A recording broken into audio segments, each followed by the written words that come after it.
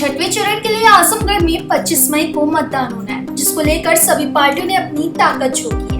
इसी क्रम में समाजवादी पार्टी के पिछड़ा वर्ग प्रकोष्ठ के प्रदेश अध्यक्ष राजपाल कश्यप ने आजमगढ़ की समाजवादी पार्टी के प्रत्याशी धर्मेंद्र यादव की ऐतिहासिक जीत का दावा किया। उन्होंने कहा कि समाजवादियों की धरती पश्चिम उत्तर प्रदेश से जो हवा चली है वह अब पूर्वांचल में आंधी तूफान बन चुकी है।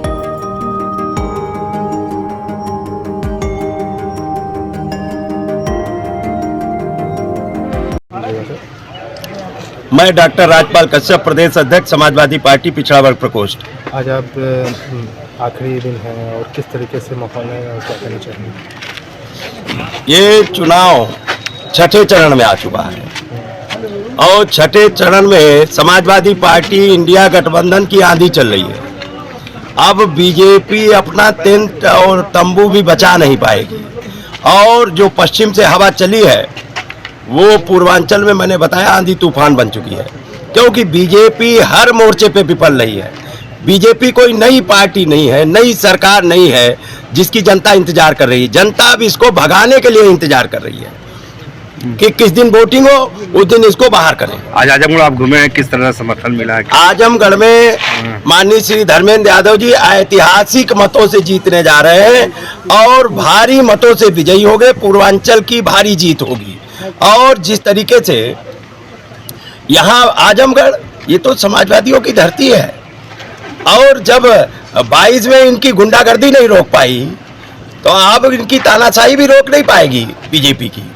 और 22 में जब 10 की 10 सीटें समाजवादी पार्टी जीती है और 24 में यहाँ तो जीतेगी। अगल बगल कोई सीट बीजेपी दूर दूर तक दिखाई नहीं पड़ रही। पिछले चुनाव में उपचुनाव में हार का सामना करना पड़ा और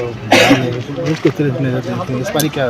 पिछले चुनाव में नामांकन के लास्ट दिन टिकट घोषित हुआ, उसके बाद में बीजेपी ने बेईमानी से कितनी जगह वोट नहीं डालने दिया, कितनी जगह क्या क्या व्यवस्था है। और अब तो सब किलेबंदी हो गई और अब तो गुड्डू जमाली भी है, तो अब तो कोई वही नहीं है। और अब तो बीजेपी से भी त्रस्त लोग हैं, व्यापारी त्रस्त है, नौजवान त्रस्त है, छात्र त्रस्त है, महिलाएं त्रस्त है, किसान त्रस्त है। किसी का तो महंगाई चरम सीमा पे है, बेरोजगारी चरम सीमा पे, एक परीक्षा करा नहीं पाए। जो बीजेपी के शासन काल में है 20 साल का था वो 30 साल का बच्चा हो गया, ओवर एज हो गया बीजेपी के शासन काल में। परीक्षा का दिया लेकिन एक भी परीक्षा ठीक से न होने की वजह से, पेपर लीक होने की वजह से वो तो ओवर एज हो गया।